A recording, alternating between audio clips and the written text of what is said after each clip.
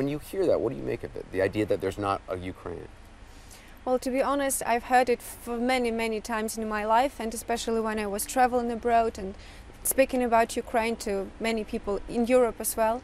And everyone was saying that yes, there is Western Ukraine and Eastern Ukraine, and all the time I was trying to convince and bring some facts to people that now there is one Ukraine, but we have different people who think different way, and it's normal. And it's really very well that we have different points of view. And right now it's really very important to understand that yes, we have people in Ukraine who might have closer relations with the European Union, maybe with Russia and so on and so on. But the question right now is not with whom you would like to have closer relations with, but in what country you would like to live in. So it seems to me the question right now is much more bigger, is much more important, and that's why we don't have to mix them.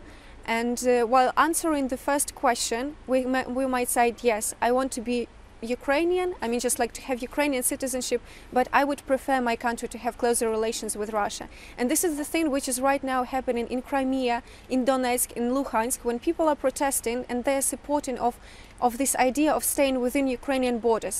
And there are a lot of people like native Russians, just like by origin, and Crimean Tatars, for example, who are saying, yes, we aren't Ukrainians, but we are Ukrainian citizens and we want to remain them. Tatars are Muslims who live, who were expelled from Crimea by Stalin. Yes. Many have returned in the last years, and they're a big presence in Crimea. What do you think is going to happen with this referendum? I mean, 60% of the people there are Russian speaking. There are these other groups, the Tatars and others. What do you think will happen? To be honest, it's really very hard to predict because Crimea was a very sensitive issue for Ukraine, and we always knew that Crimea was more pro-Russian than from pro-European or pro-Ukrainian. This is obvious just because of the people who are living there. There are a lot of Russians, we have Russian fleet there, which means there are a lot of soldiers and military men. And to be honest, a lot of tourists, just like during vacations, they're coming to Crimea. So it's normal, it's obvious that they have closer relation to Russia.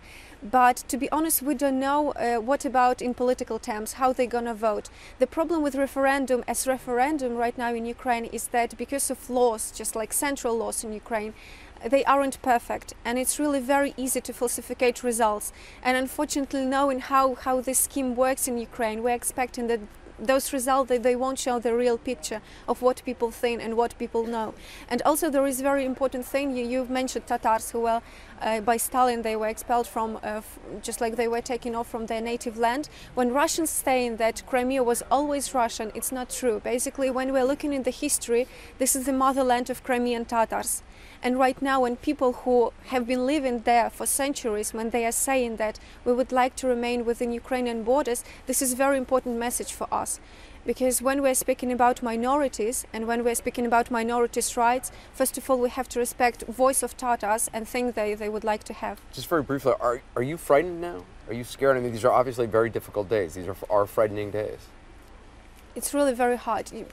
Just in the beginning, you've mentioned really very correctly that here in Kiev we're still mourning, and still we basically time here in Independence Square, it has stopped on the 20th of February when we had those snipers killing people. It's really very hard for us to overcome this moment, and the thing is that we had even bigger threat because everyone understands that what happened here on Euromaidan compared to war with Russia, which is military superpower in the region, there is nothing to compare. And it's huge emotional stress and huge emotional pressure.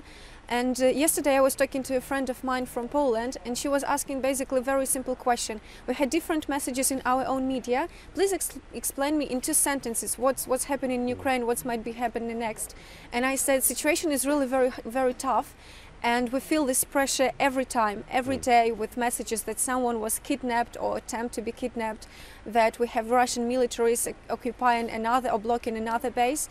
But at this very moment, with this puppet government, which is issuing statements about referendum, about joining Russia, and so on, it looks like that either we start in some military actions, or we have lost Crimea.